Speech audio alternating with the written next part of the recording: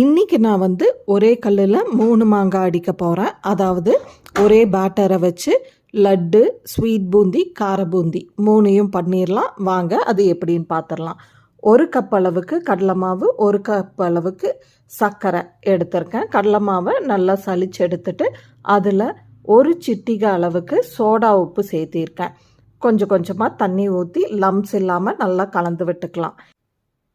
இப்போது பூந்தியை பொரிச்சு எடுக்கிறதுக்கு கடாயில் எண்ணெய் ஊற்றி அதை அடுப்பு பற்ற வச்சாச்சு. அடுத்ததாக ஜீரா காய்ச்சறக்கு அகலமான பாத்திரத்தில் 1 கப் அளவுக்கு சர்க்கரையும் அந்த சர்க்கரை மூழ்கிற அளவுக்கு தண்ணி சேர்த்தி அதையும் அடுப்பை பற்ற வச்சாச்சு.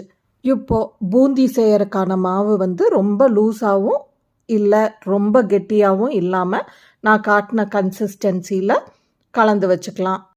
இப்போது கடாயில் எண்ணெய் நல்லா சூடானதுக்கப்புறம் அடுப்பை நல்லா சிம்மில் வச்சுட்டு ஜாலி கரண்டி